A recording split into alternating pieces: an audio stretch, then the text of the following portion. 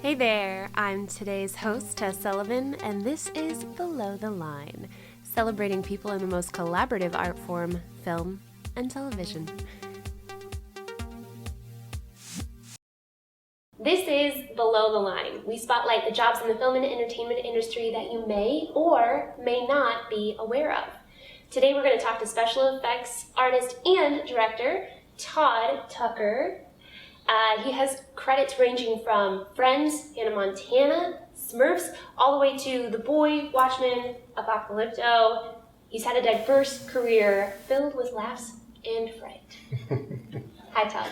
Nice to meet you. Thank you. Welcome, welcome. Thank you. So, very excited to talk to you about everything career-wise. And you've had an extensive career. You've worked on a lot of things. You've had a lot of job titles. I have. Okay, can we start with the very broadest, start from the very inside, work our way in, about what is special effects artist? So special effects and what we do here at Illusion Industries is special effects makeup. So basically what we do is we will get a script from a production. We'll read the script and do a breakdown of everything that would be a practical or makeup effect. And then we'll meet with the director, find out what his vision is, and start creating designs, whether they're sculptures, whether they're 2D designs, design and create the character or creatures that he has in his film.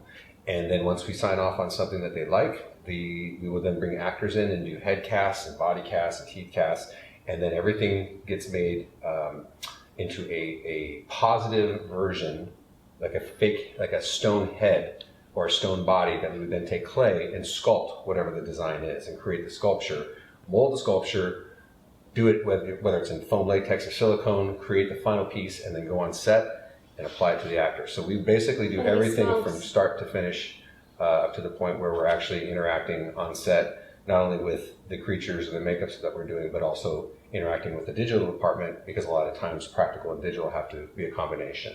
Yeah. So it's a lot of fun. And it's great to be able to design these things and then see it all the way through. Okay, let me clarify too, because there's so many sub jobs within there is what I'm guessing, right? So we have special effects supervisor, special effects makeup department head, key artist, lab technician, mold maker. Did those all fall under that one title? Yes. Yeah, I mean, we have, and you bring in a crew of people who specialize in certain departments. So we'll bring in a couple of amazing sculptors or designers and have them create the look, and we'll find out what that is, and then we'll have, once it's sculpted, we'll then have an amazing mold maker. We'll then make the molds of everything that's sculpted. So we have different departments and different people that specialize in all the different things, but it's everything from mold making to dentures, creating dentures, seaming, patching, painting, fabricating, sewing. I mean, all of that stuff is a department within everything we do. Okay, and is everyone, does it get kind of like assembly line passed off to people? Is there a start place to a finish place, or does it completely just depend on what the mold is starting as? It depends on what it is, but it usually starts as a design, sculpture, mold,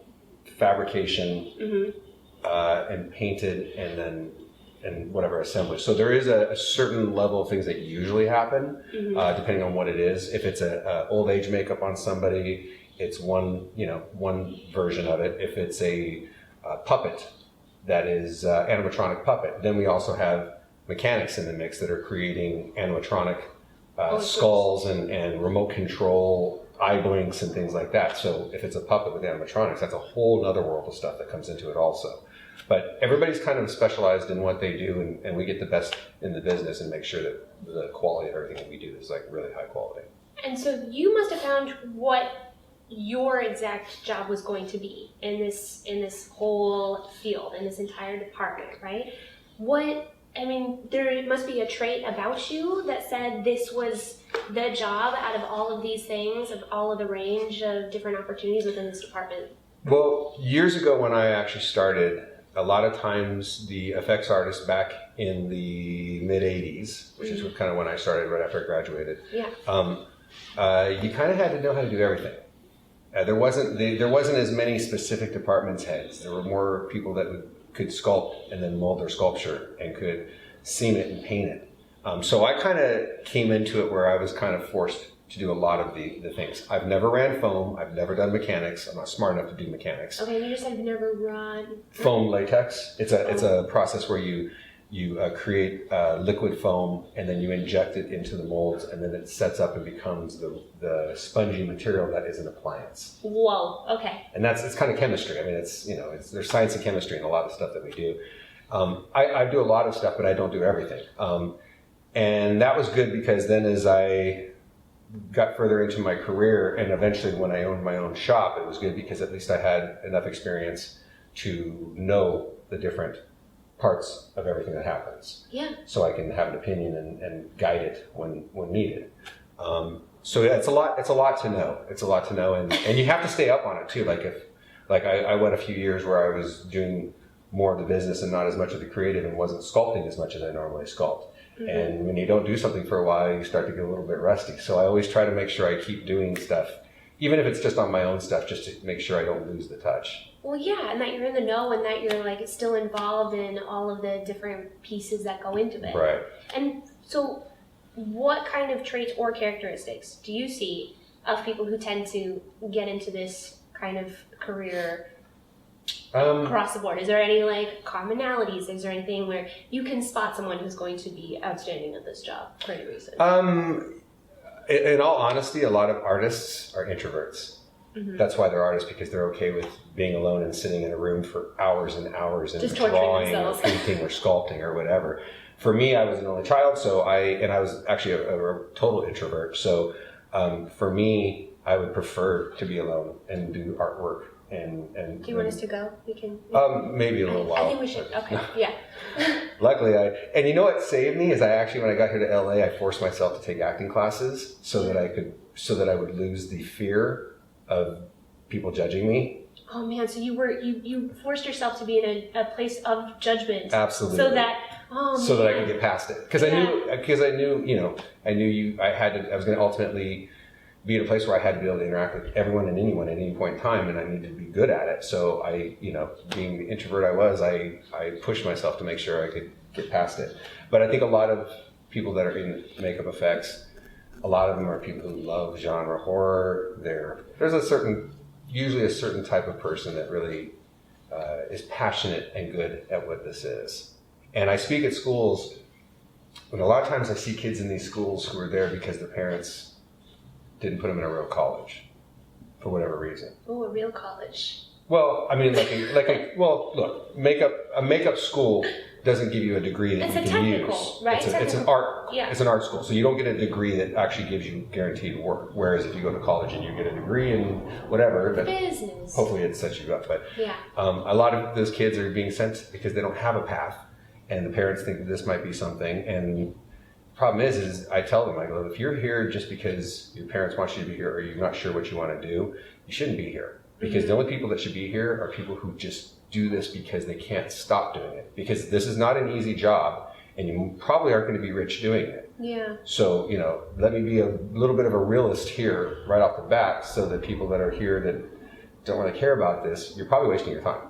Mm-hmm. Because if you don't love this, and you're not a total fan of movies and horror and makeup, and you think about this all the time, you're not going to survive. Are you saying the hardest part would be the freelance aspect, or the long hours, or is there anything that it's all things? Everything. Yeah, it's everything. And the thing is for me, when I'm sitting here at 3 a.m. finishing a sculpture or a makeup or something that has to work the next day, and there's that panic and that pressure, I'm okay and it doesn't matter. It's 3 a.m. I love what I do, so it's not.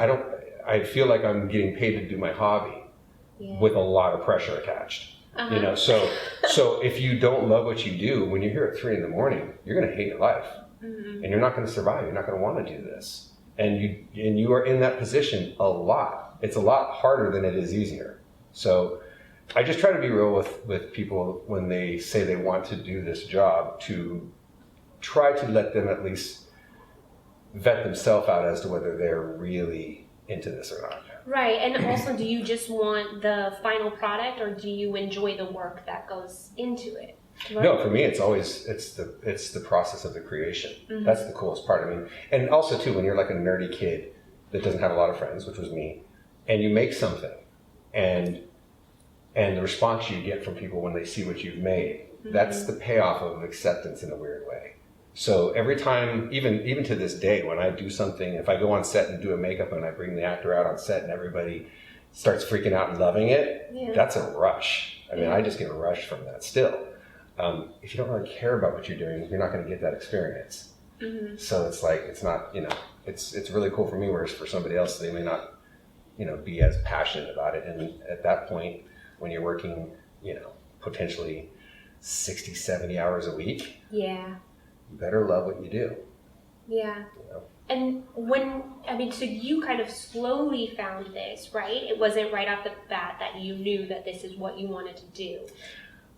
As a kid, I always loved monsters and puppets, and I was always making stuff all the time. I didn't know what I was doing. And then in the 80s, when all these great movies started coming out, and Freddy Krueger, we got special work to do here, you and me. And Dark Crystal. That's why Skeksis killed Gelfling? Yes! Bad mistake. And Star Wars and all these movies were coming out where there was all these huge makeup effects.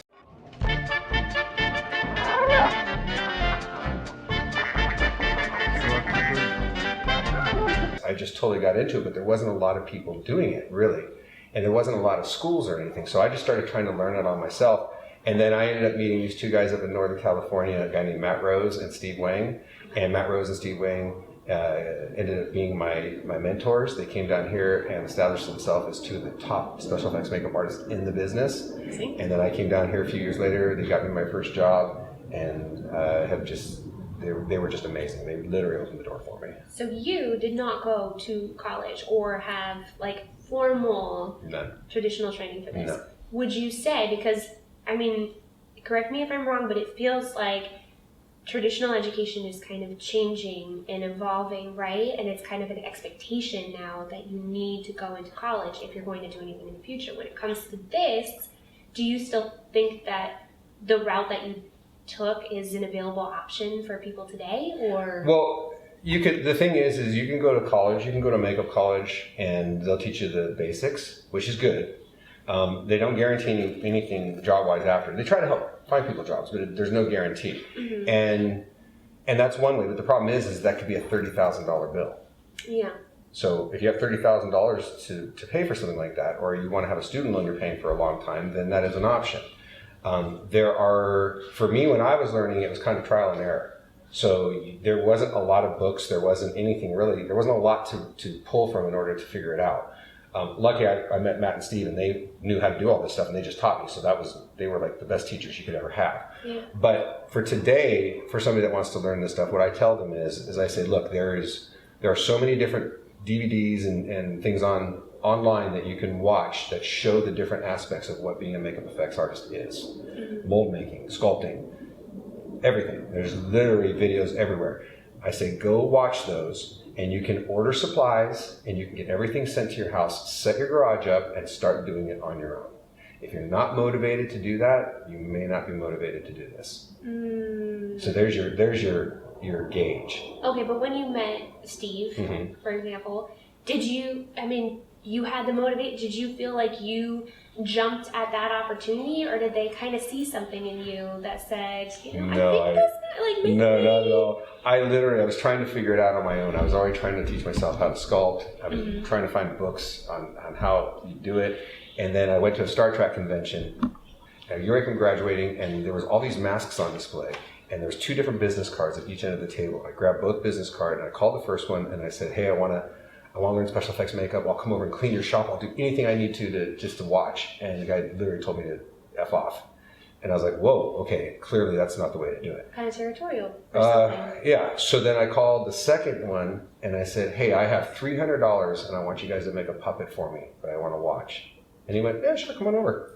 And I went over, and you basically bribed him. Well, and my goal was, is that I go over and hopefully I meet these guys, show them my enthusiasm, and hopefully they'll like me enough to teach me. Yeah. And I went over to this guy's house, and it was Matt Rose. And for anyone that doesn't know, Matt Rose was Rick Baker's #1 sculptor. He sculpted Harry and the Hendersons. He sculpted Wow. everything Rick Baker, ever worked on. And Steve Wang, who was the other guy there with him, Steve and Matt both together designed and created the Predator. That's one of their characters. Yeah, the Predator. The Predator. There's like the the first one. Predator. Yeah. The Predator. You're one ugly motherfucker.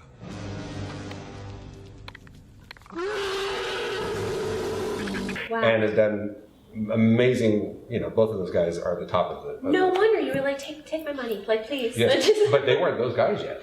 They were living in their mom's houses at that point. They weren't the stars they are. Yeah. So ultimately, I became friends with them, and they were really, really cool. And they just started teaching me. So I had the best teachers in the world, and it was just by fluke that I knew I had a whole plan. I was like, I was going to meet these guys, befriend them. Hopefully they liked me, and if they did, then just do everything I can to be around them and learn everything I can.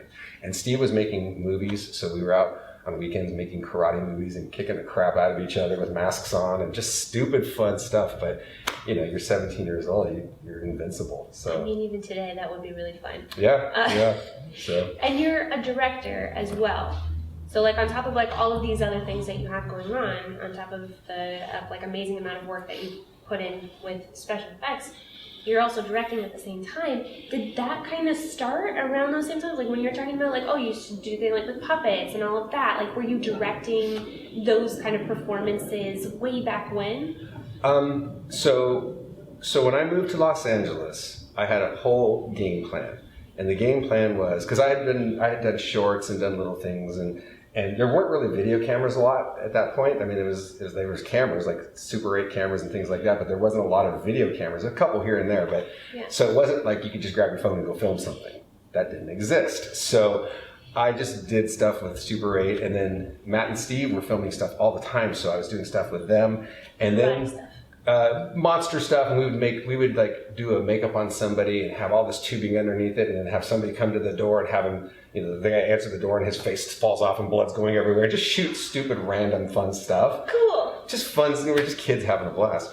So I knew so I set up the path and basically did, I spent years establishing myself as a makeup artist. I then got in and started playing a bunch of the characters that I would make on different films and television, and then after that, I got in the DGA as a second unit director, filming the creatures that my company would make, because a lot of directors didn't understand how to film creatures and puppets. Okay. So then I could take the pressure off of the director to not have to worry about how it was going to look on film. Mm-hmm. And I would second unit direct all that stuff for them, and then they could just focus on performances. So I did that for a few films and got my chops and got in the DGA, and then eventually wrote and directed and produced my first film, which is a kids movie called Monster Lab, which is kind of like a Harry and the Hendersons kind of movie. Now we figure out how to get him back to normal. Yeah. And then did a couple other films, and then the last film that I did was The Terror of Hallows Eve. Stupid assholes! I wish I could scare them all to death. And I had done a few films and a few things since then, so it definitely the last film I did was my best and probably the most professional and had the most cool elements in it, just because I had the knowledge of doing it a few times.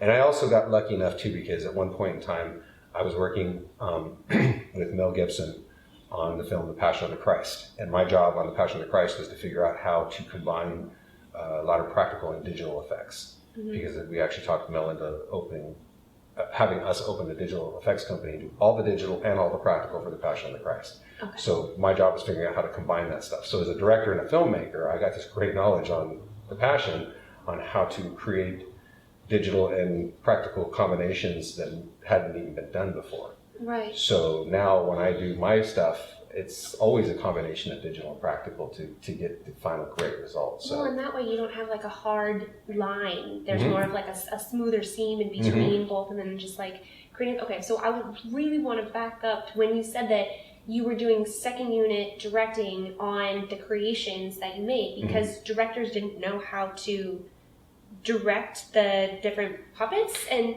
like what is that? I mean, what would that look like? Someone not like who isn't knowledgeable about these special, effects. Like there's a lot of directors who haven't worked with special effects. A lot of directors have worked with digital and special effects at this point because there's been so many different things. But ultimately, back when I was second year directing, there were a lot of directors who hadn't done films that had a lot of makeup effects or digital effects. Mm-hmm. So what I would do is I would offer my services when we would get the job doing the makeup effects. I would offer my services and show them what I had done and say, if you want to hire me as a second year director, I understand how to light and how to shoot and how to make these things all look real. Mm-hmm. Takes pressure off of you. You still have the final say of everything, but ultimately, if you want me to take that pressure off of you so you can focus on the movie, I can focus on the technical, and it just makes your life easier. Yeah. And then I did it a couple times, and then it became credible that I could do this and help directors.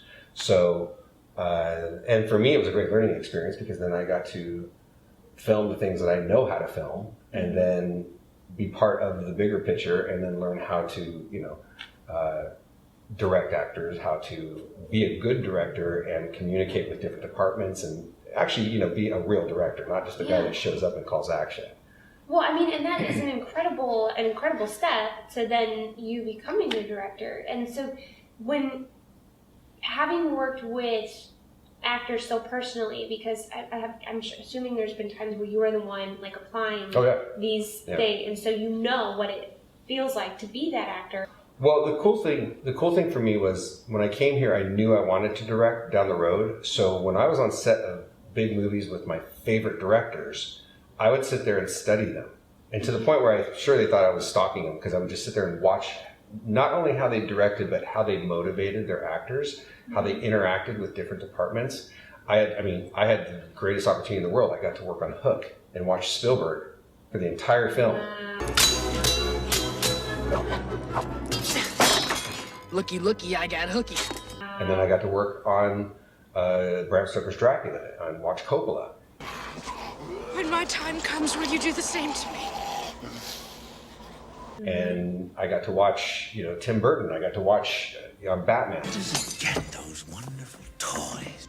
I got to watch all these guys, so I really got to see what worked and what didn't work as a director to be a good director. And to be a good director, it's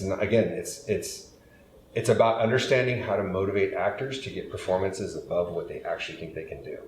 It's also about understanding how to give the information to your DP and to all of your different departments so that they know what you expect from them so that they can give you what you need. Because if you don't tell these people, you don't communicate with them, and a lot of directors don't, unfortunately, because they are kind of in a little bit of a tunnel vision. But you've got to really utilize your crew as a team.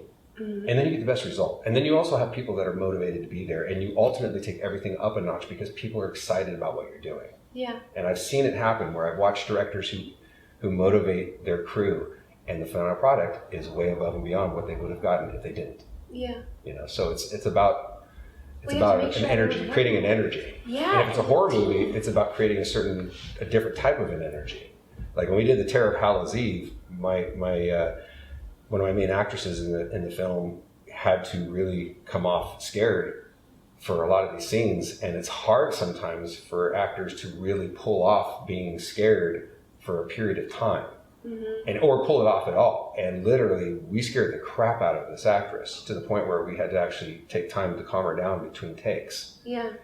And it shows. I mean, you see her; she is fearful, and it's in her eyes for real. It's not fake. I mean, she had this giant thing looming over her, coming at her, and she was up against a corner. And she told me afterwards, she's like, because I know that's how lifelike. It's big. It's huge. It's menacing, and it's coming at you, and it's moving, and it's about to kill you, and it's really happening at that moment. Yeah. And literally, I mean, regardless of whether you know it's not real or not, this thing's 12 feet tall, and it's coming at you, and it's pissed. So it's like, I try to get my actors as a director into a place where they're really experiencing the moment. And if it's a comedy, I try to get actors who have good comedic instincts, because sometimes comedy is organic, and if it doesn't work on the page, you have to figure out how to make it funny organically. And if you have the right team, you give them the freedom to take their character and bring comedy to the board and make it work almost like improv. Yeah. When needed. So as a director, you have to, I've learned from watching all these guys how to tailor everything to get what you need out of it in a very positive way. And you are switching back and forth between doing like some lighter pieces and some heavier pieces with the horror. Is that purposeful? Is that because like you step back from a horror film and you're like, okay, we could all like, you know, like breathe and like, you know, be like a little like looser, a little, you know? I just like to do so many different things that it's been hard for me to just do one thing. Like I just like to do, I like comedy, I like horror, I like fantasy, I like, so for me, I like to jump around as much as I can, and I just like to do things that inspire me. Yeah. If I'm not inspired, like I had somebody come to me one time and ask me if I would direct this romantic comedy that they had, and I read it, and I was like, I could direct this for you, but I don't know that I'm going to give you anything that you wouldn't get from somebody else. Because I just don't feel this. I mean, but you have such a different background than probably so many people have. So do you think that's kind of why they were coming to you to say like, we have this romantic comedy, but hey, you've got, you know, all of these other things behind you, so maybe you would add this interesting twist on it. Maybe. If I don't instinctually feel that I'm going to bring something more to the board than someone else could, and I don't feel excited about it internally, it's not worth it for me to even try it. Is there something that jumps out from the page when you're looking at something that you like? Is it like you have to be able to visualize it, you have to be able to, you know, like picture the location? Like, is there anything about a project that when you're reading it, it speaks to you for such a reason? It depends on what it is, but ultimately I don't have control over whether it works for me or not. It's like a movie. I read a script as if I'm watching a movie because I'm very visual, and then ultimately at the end of the day, if I walk out of a movie theater and I can't stop thinking about that movie, because that's how I am. Like if it's something, I'm in. Like when I'm watching a movie, I'm in the movie. There's no one else around me. I lose myself in movies. Yeah. And I can do the same thing in a script if it's a good script. So if I lose myself in the project and afterwards I can't stop thinking about it, then I'm doing that damn project. If I read it and it's torturous to get through it, I'm probably not the right guy to try to direct it. Well, yeah, if it's torture to get through it, then maybe not. Yeah, and there have been. I mean, I've been given a couple scripts where I've been asked to direct them, and the scripts usually that I get approached for are more technical scripts because there's a lot of combination of digital and practical effects. Although as a director, I'm very about performance, whether it's comedy or whether it's drama or whether it's horror, whatever it is. I'm very about performance, trying to get a performance that works. Yeah. That really works, and not just for me, but for people outside. Because as a director, you're in your own head, but you also got to make something that somebody else who's never seen this, has no idea what this is, can get attached to. So it's interesting. It's a whole weird mindset when you're directing and creating product. Yeah. And is there anything that you think that, one thing above anything else that you've taken as being like the pinnacle of what a good director is? I've worked with some great directors. I got to watch Mel Gibson make The Passion of the Christ, and I have to say that was kind of a little bit life-changing for me, because I was so ingrained in doing so much stuff with that, and watching his vision come to life and the way he inspired, because as a producer and as a director, he knows how to motivate actors, and he knows how to create a vision, and he actually understands he's a great filmmaker, and I learned a lot from interacting with him. So after I did The Passion of the Christ, I was like, I'm doing this. And I understood what he did, and I understood that I have the same kind of mojo, I guess, that I get the same excitement that I saw him have, and I was like, okay. Was there a moment on the set that Yeah. Yeah? I was playing the Judas Demon, and I was in the makeup. Well, that'll do it. Well, it was weird. I was in the makeup, and I was spinning in a chair for 4 hours doing the same thing over and over. And I was like, Mel, can I do anything different? He's like, no, this is great. And when I got out of the makeup, I went back and I looked at some of the footage, and I talked to Mel, and there was something that he said to me that I just went, I literally want to do what you do from this point on. I want to, and I thought about it, and I just remember he had a conversation with me, and after doing that, and he explained to me why we did it for so long. And I just went, oh my God, I didn't even think about that. And I go, that's genius. And when it comes on screen, I see it, I'm going to understand why you just did what you did. And I go, there's some thought, and there's thought process into this. It's not just, hey, throw a dude up there and film it quick, gotta go. There's like depth to why it looks the way it does, why things are angled this way rather than this way. I mean, he had a lot of preparation. I was really impressed how It's eye-opening. it's you realize how much can go into it if you do it right.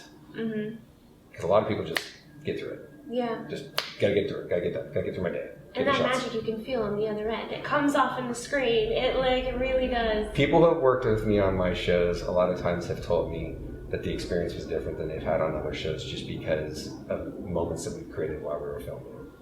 And actually there was a scene in The Terror where there's a flashback where the kid is thinking about when his mom and dad, when he came back from trick-or-treating and his dad was drinking and his dad hits his mom and smacks his mom. We were on set. That smack happened and that set went silent. And I called cut and no one said a word. It was so tense and it was so real at the moment that everyone just was like, oh shit, there's something happening right here that feels weird because it felt so real and the moment was real. So creating those moments is really, and then getting it on camera is cool. That's really cool. You know that you're telling a story. You're doing something special. You're not just filming something. You're creating the moment that literally is going to end when it's done. And you may not get it back. So you better have been filming that damn moment. Because you may not ever get it back again. You know, it's creating special moments. And I watched Mel do it. I've watched a lot of directors where they just catch moments and you're just like, holy crap. You couldn't do that again. Yeah. You couldn't do that again and get what you just got. So of everything that we're also interested in your career is also what inspires you. What inspired you in the past? What's inspiring you right now? So I think you probably could have guessed that this question is coming. What are some of your favorite movies? And I'm going to narrow it down to 3, if it's at all possible. Because I know we could list off like 50 of the top films. I would say if I had to say the most impacting movies, one would be The Wizard of Oz. Because as a kid, that to me just was like the coolest movie ever. It had great makeup effects at a time when makeup effects didn't really exist that much. How can you talk if you haven't got a brain? I don't know. But some people without brains do an awful lot of talking, don't they? Yes, I guess you're right. Great formula movie, and so many movies have been made inspired by that movie. That movie just was my childhood thing. I have to say Star Wars became the biggest nerdy thing that I ever did. I had my room was Star Wars. I still have, as bad as this is to admit, in my upstairs I have a man cave, and in my man cave I have all kinds of stuff, including a full-scale standing Darth Vader with a lightsaber. That's amazing! Ready to destroy.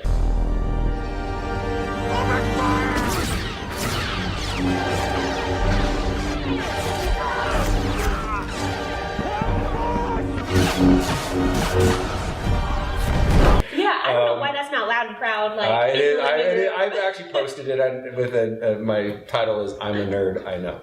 So, and then I would say the other two. I have to say there's 2 right now that I can't tell you which one would be more important because they both really, really like traumatized me. One was Jaws, and the other was Halloween. Both of those movies gave me nightmares and affected me in a way that no movie has ever done. I still won't go in the water. Yeah. I still won't go in the ocean.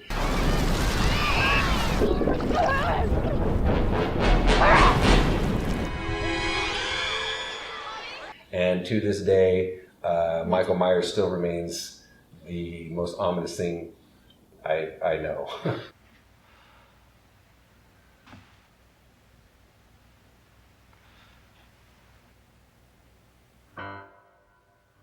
So isn't that they're very different movies though, in terms of like movies to be scared of? Yeah. I mean, most of the time we never see like the shark. It is just like this thing, right? Like Right. under the water, there is something. But let me explain to you why that works. Because psychologically, as an audience member, if you saw the shark all through the movie, the impact of the shark would get less and less. We'd start to relate to it as a friend. You would start to lose the factor of its intensity and its danger. In the sense of Michael Myers, the great thing about Michael Myers is his lack of emotion made him a killing machine that you can't reckon with. So you have two elements in both of these movies that, to a point, build up in intensity, but also have enough payoff at the end that it sticks in your mind. Like literally, after Jaws, and I saw that movie as a kid in the theater 47 times. I used to count how many times I would see movies. I saw Star Wars 74 times. Oh my God. I was the only child that would go to the movies by myself on the weekends and stay there all day. And you had no money left over for anything else. That Didn't movie need to. theater was just eating up your No, time. I only paid once. I would sneak from one to the next, or stay in the same one and then come back, go to the bathroom and wait till they all left and then come back in and sit They're down gonna again. get you now that it's all coming out. Nah, Come find you for all those missed movies. Maybe. But those four movies for me are still the movies that I will watch. And when my kids got older and they were of the age where I could show them those movies, those were the first ones I showed them. And there's other movies too that completely had a huge impact on me, like Gremlins, Dark Crystal, Freddy Krueger. God, there's These are Harry and all the Hendersons. I mean, E.T. All these movies were Poltergeist. There's so many great movies. I'm a huge Spielberg fan. I love Spielberg movies, and because I was an only child, I went to the movies every weekend. So I was just a movie kid from the get-go. So I just lose myself in movies, literally. Well, see how I see why I needed to narrow it down to 3 because I knew that They could have you kept would list going off and every- going, and hours of list of movies. Yeah. So what are you watching right now? What is inspiring you that you are currently viewing? Wow. What am I watching right now? I can't tell you what I'm really watching because Oh no, it's embarrassing. it's embarrassing. Like guilty pleasure watching. It's well, I catch all kinds of crap. I watch it because I watch it with my family and we love to bag on it and it's so much fun. It has nothing to do with anything. Yeah, you're giving a backstory 90 to this. Day Fiance. We watch this damn 90 Day Fiance and I just love to just bag on these people. It's so much fun. But as far as actual stuff, like I have to say, I just recently saw. Fiance is actual stuff. Like, Well, just to make it's sort that- of. I just recently saw the new Batman movie. Oh, I've heard. Now, I'm not a fan of the actor. Oh, okay. Personally, I was never into Twilight. I'm not a big fan of those personally. Well, you missed it. I'm not. I'm also wasn't a 14-year-old little girl, so it was kind of not in my genre. Yeah. But and to be honest with you, I wasn't really. I mean, I like Batman and it's cool and everything, but I'm not like a Batman nerd or anything. And when I heard it was 3 hours long, I'm like, I'm not going to sit through a 3-hour movie, right? I've seen it 3 times. It's really good. Look at my own. Oh shit, it is. Look at that. Don't let me hurt you. You better watch it. You know my reputation. Yeah, I do. Do you? And the reason why is because I don't watch a lot of the Marvel movies because I get kind of lost because I'm not really in the know of all that stuff, and unless you kind of know all the back history and everything, you kind of get lost in those movies. But I'm a Star Wars. But I'm a Star Wars nerd, so I know all those, so I can tell you all that stuff. But the new Batman movie, they were smart because they made a mafia movie where your bad guy's a terrorist, and then there's Batman.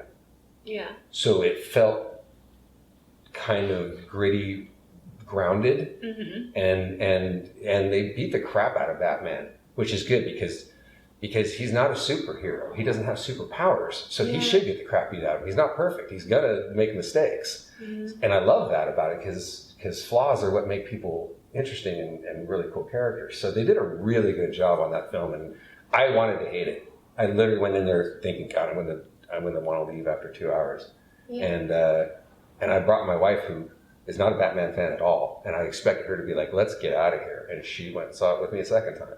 Yeah. So I mean, there's movies that kind of surprise me when they come out and when they hit that Surprise you. note. Yeah. You're just like, whoa, I didn't expect that. And then they end, and you're like, I could have probably sat there for another, like, I don't know, another 3 hours if they wanted me to. I would have been in that I world. was surprised that it didn't feel long, but it's the same thing. It's like I will sit there after I see a movie that affects me, and I won't be able to stop thinking about it.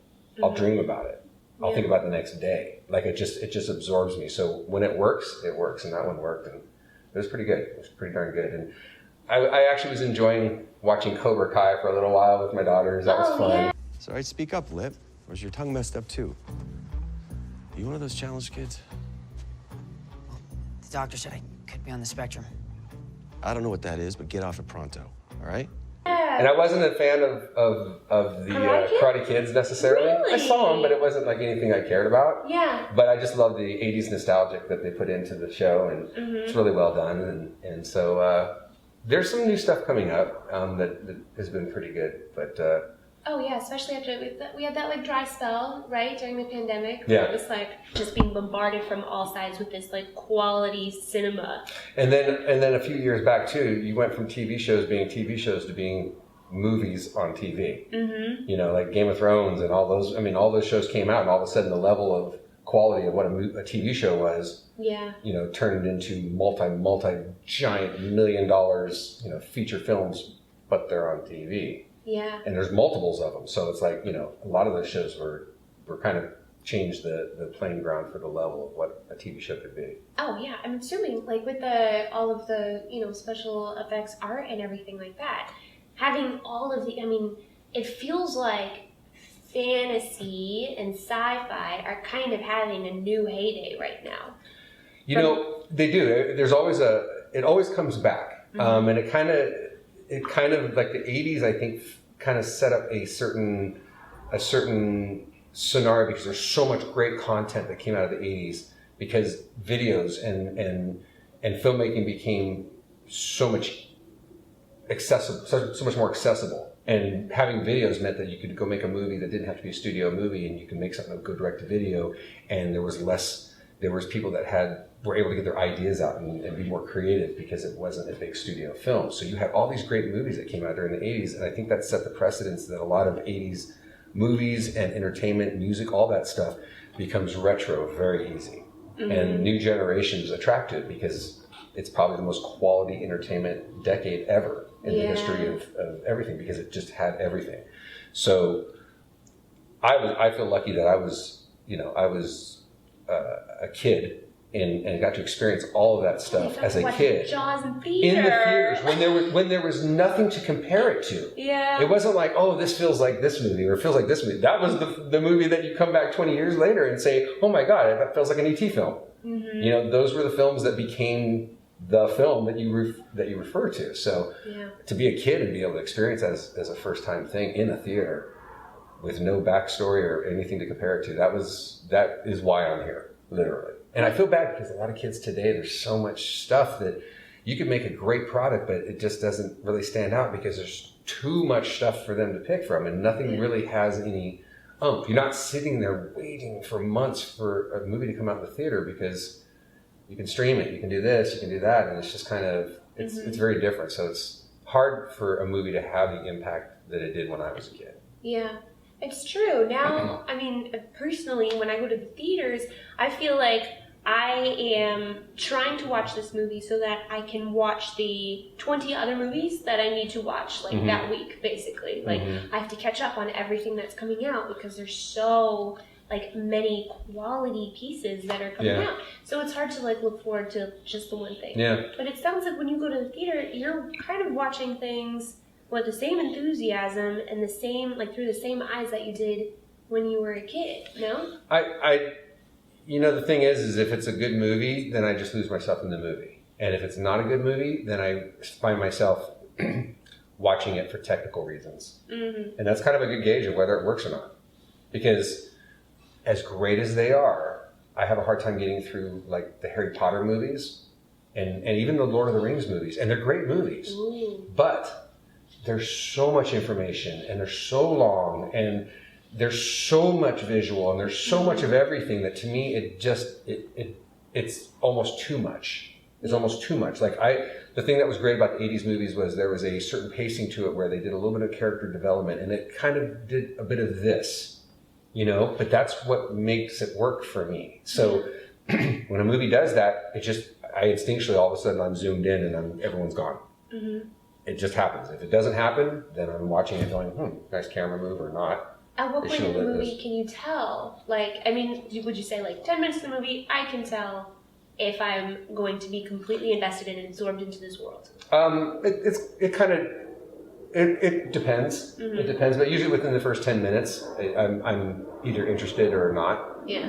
It might take 15 if it's a little bit of a slow build, Okay. you know, depending on what it is. Yeah. But I mean, by 20 minutes in, I either don't see everyone around me or I'm watching it technically, which means it's not working as well. Yeah. You know. Do you still get just as much out of it though? Mm-hmm. Yeah. Oh no. No, No, because if I get engrossed in the movie, then and it's a good movie, then I'm mentally attached. Like that's why I'm thinking about it hours later, and can't help myself from thinking about it. Yeah. That's cool because that inspires me and it makes me creatively feel inspired. When I'm watching a movie and it's not that great, and I'm now just watching it for technical reasons because I know I have to sit through it for whatever reason, if I'm with somebody else or whatever. Or are you one of those people that once you start a movie, you're like, I have to respect the filmmakers. I must sit here for the entire movie, even if I'm not jazzed about it. I'm not that nice. Okay. No, I mean if I'm by myself and it's just, and I've walked out of a few movies if I was by myself. But if I'm there with somebody that wants to finish watching it, and I know I'm just going to watch it because I'm there with somebody or whatever, You're being kind to me. Well, I'll sit through it, and then and at that point, if I'm not engrossed in it, then I'll check out and I'll just watch it for technical reasons, and watch camera angles and lighting and just performances and just things more as a technical director, because at least that way maybe there's something that might interest me as I'm watching it if I'm not engrossed in the story. And the story is everything, because the visuals are never a problem anymore for films. You never walk out of a film going, man, if those effects were better, I might have liked it. Never happens anymore. The visuals are never a problem. It's either the performance or the story. I guess maybe you're right. I guess I'm thinking more of like what's jumped out at me recently has been more of like things in the background, like the digital design of this like cityscape or something, like that doesn't look like it really like fits there. Does that still jump out at you? Or I mean, if most studio films don't have that problem unless it's just a design aspect that you don't like it just doesn't make sense or whatever. But usually things looking real in big movies now aren't the issue, because digital's got it down pretty good. That's usually not the problem for me.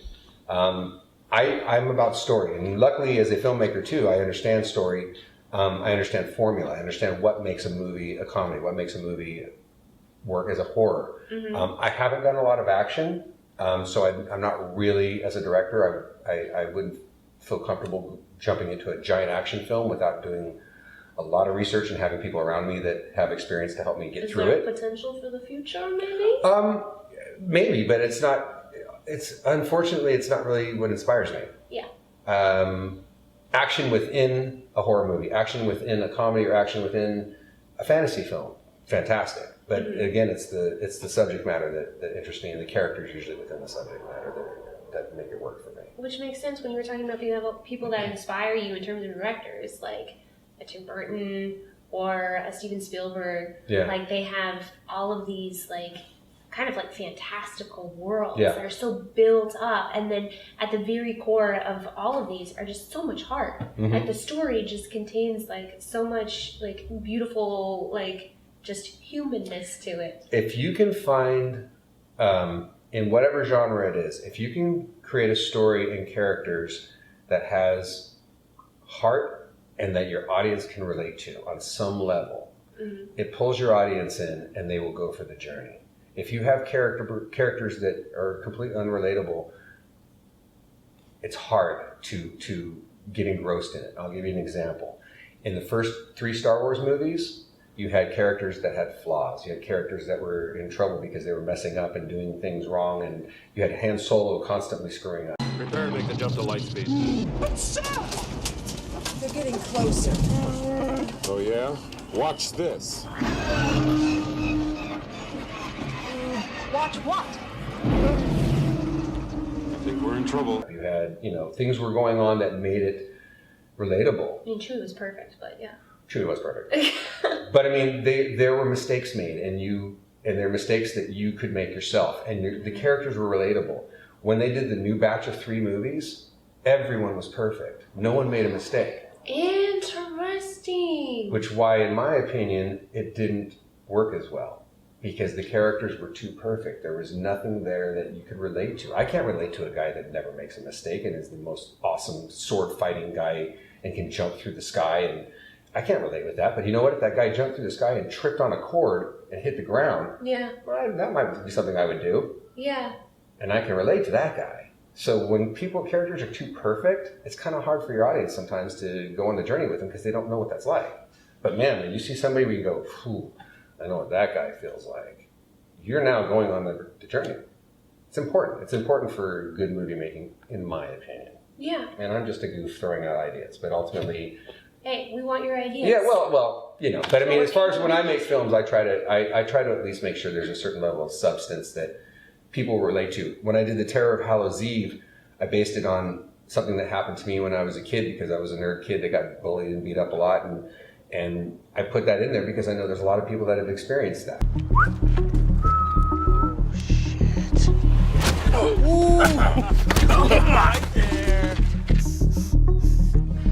See you later, bitch. And the first half hour of this movie, there's not even a monster in it. It's just showing this kid going through all the things he goes through that ultimately leads up to what is the scary part of the story. But I was really worried that I'm going to lose my audience. But the reality is the kid is an introvert getting screwed over by everybody. And it's based on something that literally happened to me for real. The first half hour, everything that happens in the first half hour of this movie actually happened to me exactly the way you see it in the film. Yeah. And I figured by doing that, I would give a certain base of reality that I can identify with. But I was worried that people were going to check out because there's no damn monster in the first half hour. And then when I started showing it and it started doing really well, I would sign autographs and people would come up and they would start telling me their bully story and start crying. And they said that's why I identified with it, because I know what that kid went through. Yeah. And then they went on the journey. And the journey was this horrible, fantasy horror thing. But ultimately, I pulled them in the first half hour and then they went on the journey with it. So it's important as a filmmaker to figure out how to connect with your audience. Yeah. Do you think there's, I'm just interested if because it is kind of such a theme, right? Like if you're someone who maybe is an only child or doesn't have like the opportunity to make so many friends, like there is kind of this draw towards fantastical universes of these like worlds that aren't necessarily the one that we're currently living in. Is that like I just wonder if like you think that there's any like, is it movies that are making us feel this way, or is it books, or like, for kids that are looking for like these answers? Why do you think that they're looking for like the monsters and the fantasy? The thing about horror movies and the thing about fantasy movies and what you're talking about, the reason why I think those movies do so well is because for fantasy movies and sci-fi movies, you get to leave everything behind. You're going to another place. You're no longer on Earth, and you're in a whole nother world. It's a whole other place. So you get to leave all your troubles behind. You get to leave all your everyday crap behind, and you get to go into this other world and experience whatever it is they're experiencing. That's a great escape for people who want to leave their problems. Yeah. As far as horror goes, you get to be in a position where it's dangerous, but you're not going to get hurt. So you get to feel the adrenaline of danger without actually getting the repercussion of having trauma to your body or get hurt physically. But you get to see and experience that adrenaline of what it might be like to have Michael Myers jump out of a closet and cut your throat. You know what I mean? It would be terrifying. It would be, but you get to experience it in a safe place. Yeah. So again, it's another escape. So I think for me as a kid too, one of the main things was I went to the movies to escape, and I loved it because then if I got all embraced in the movie, even when I went home, I was still in the movie. Yeah. Still thinking about the movie, and it was a great escape, So what are you? I mean, that is what you got out of movies as a kid. What do you take from filmmaking now? Is there anything that you feel like it gives back to you that you're... I still get the same. I still feel the same. It's weird. It's like as I grew up and and became an old man, I basically an old man. Yeah. You're just decaying in front of us. I'm like an old wizard. It's interesting because when you have kids, it was interesting when I got to introduce the great movies that inspired me to my kids and see their reaction. And some of the movies I put in front of them, they didn't care about at all. And they had me turn it off. And I was like, oh my God, it didn't work for them. And I was just like, whoa. Is it because they're not as flashy? It's just because it's different generation. Yeah. But some of the ones that just work, like Jaws and E.T., boom, they were in. Cool. There's certain ones that just work, like I said. But as far as for me now, because I've seen so much and I've been so involved on the behind the scenes of so many movies, for me it's a little... work now. Yeah, I tend to watch this stuff a little bit more technical the older I get, but I'm pleasantly surprised when I lose it and there's a movie that just makes me go into that world. Yeah. But it's like it tricks you. It does, and I'm surprised sometimes when it happens because I saw this other movie and it's not like the greatest movie in the world. It's called Dog with Channing Tatum. Oh, I've seen the trailer for that. Now they make it look like it's comedy. Okay. It's not a comedy. I mean, there's funny moments, but it's about a guy. It's about a guy who has post PTSD? Yes. Okay. And he ends up having to take a dog that was his friend's dog that everyone hated because he was such a mean dog. He has to take a dog across the country to his friend who died, his funeral, and then the dog is going to be disposed of because it attacked some people or something. Yeah. And the reality is the dog has PTSD also. Or PTSD. Yes. Yeah. And it was a whole thing about that connection. You really did give up, huh? What are y'all so scared of? She's mellowed out big time. I didn't see that coming. I told my wife when we were going, I go, this is going to be one of those throwaway comedies. Basic, I can tell you the plot right now. It's going to be this, this, this, and this. But it'll be easy and we can Did you say fall that before asleep. you went in? I did. Okay. And I walked out and I went, oh my God, that was not anything close to what I was expecting. Yeah. It was really pretty good. Because it worked. It worked. And not a movie I would have gone to see if I'd known that's what it was. Yeah. But it worked. And I was like, okay, I'm glad I saw this because I totally thought it was something else. Okay, so Dog surprised you. It surprised me. And movies sometimes surprise you, yeah. If I walk in and it does something different than I thought and it works, I had the pleasure as a kid when I was in high school. Somebody gave me tickets to a premiere of something. They wouldn't tell you what it was. You had to basically give a questionnaire at the end of it. I had no idea what it was. I walked in there, sat down, and had never heard about the movie being made. And I sat down and they started showing Gremlins. And I went, I just lost my mind. I literally lost my mind. Where the hell did this just come from? Were you like looking around and everyone like, did you see this? Flipping out. I flipped out. I was like, this is the greatest thing I've ever seen. How did I not even know this was being made? What is it? No. It's your new pet. Come on, Barney, be a good dog.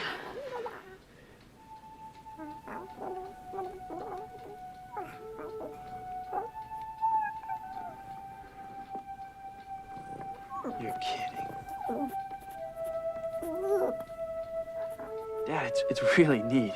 Yeah. You know, and I walked out of there, and then it didn't come out for like maybe 6 or 8 months later because they made some adjustments, and then they released the film. And I just sat there for months drawing pictures of Gremlins, going, "This is what they look like. It was so amazing." You know, it was so what did you put on your questionnaire? Like, this movie is great. Just put it out already. Like, I don't even remember. I think I just put a bunch of smiley faces with tongues hanging out and stuff. I don't know. It was great to walk in and have no idea what I was about to watch, and then have Gremlins come out of nowhere. Yeah. It's just like, and that was another movie that for me was just worked as a kid. So I mean, it's really cool when you see a movie. And I'll say this too. So we just did the Leatherface character for the new Texas Chainsaw Massacre for Netflix. Now, when we got the job and everything, I was really excited because Leatherface is clearly one of the top, iconic horror characters. Oh yeah. There's been a number of Leatherface Texas Chainsaw movies since the beginning.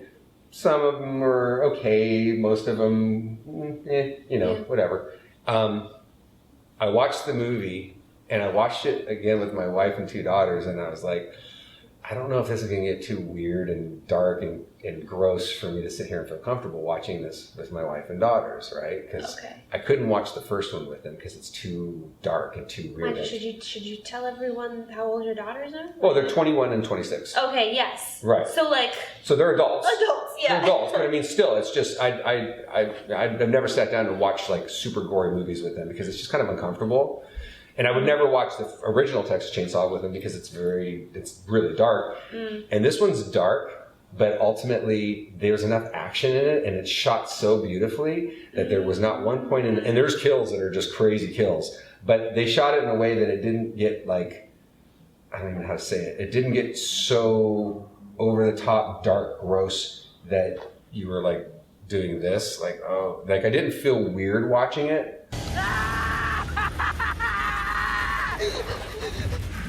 Remember me now? I'm the one who got away, and I'm here to make sure you don't. Like if you watch, when I watched Saw, great movie, but man, I felt like I needed to take a shower after that film. Oh, I thought my insides were being ripped out of me. I was expecting that with Texas Chainsaw, and it didn't do that to me, and it was just fun. Wow. It was a fun movie, and I was just like, wow, that was kind of not what I was expecting. I was expecting a much more of a gore fest, and like kind of gratuitous gore and gross stuff, and there's stuff in there, but it goes. I mean, it's moving and grooving, and the movie's less than an hour and a half, so it's flying. Whoa! It's going, and it was really good. I was really, and I think people that aren't even really potentially Texas Chainsaw fans who saw it, I think they're like, okay, this is a fun movie. Yeah. And it's not perfect. No movie is perfect, but it worked. It worked. So you're talking about like all of these surprises of seeing movies and everything, and like what they bring that you didn't expect. And then just to tag back to what we were talking about, just like your career in general and working in this industry, and you work like with so many talented people and gaining like your own talent at the same time through that journey. Is there anything about like this industry in general that completely surprised you? That you're like, I did not expect this before I got in. I will say the great thing about this industry is I never went to college. Mm-hmm. I'm a high school graduate, and then I actually became a professional musician and was a musician for a while. And then what kind of music? I had an 80s hair band. So cool. So, but we were signed by a label. We were making an album. We were doing everything. So I was making a living as a musician, and had met Matt and Steve and was doing makeup effects at the same time, and kind of had makeup effects as my backup if the music thing didn't work out. But was so inspired by it. So when I came down here, I had that grandiose plan of being a director, being an effects artist, being an actor, doing all this stuff. And the reality is, the great thing is that this is an industry where as long as you have the drive and the motivation, you can kind of do anything. And I'm in 3 unions, Makeup Union, SAG, and Directors Guild. And I don't know how many careers you can have where you can jump around and do so many different things as long as you're motivated enough to make it happen. Oh, yeah. So the thing is that's great about this industry is if you want it, you can have it, and you can do it. You just have to be motivated, you have to really have the drive, and you have to be smart in how you position yourself to get where you want to be. You have to come up with a game plan, and you have to follow through. But this industry allowed me to do all the things I wanted to do and make a living at it, and still kind of feel like I don't really have a real job. Cheers to that. Yeah. Okay, Yeah. Cheers to having not a real job. Not a real job. Let's ask you one last question. Where can you be found on social medias if people want to be creeps and follow you? So you can find, I have official Todd Tucker Instagram and Facebook. I also have illusionindustries.com. Okay. The official Todd Tucker Instagram is probably the best. I post a lot of videos weekly and show a bunch of behind the scenes stuff and just play a bunch of characters and do fun stuff. So it's hopefully entertaining. It will be. Thank you so much for having us here and for chatting with us about all of your impressive works in your career. Thank you very much. I appreciate it.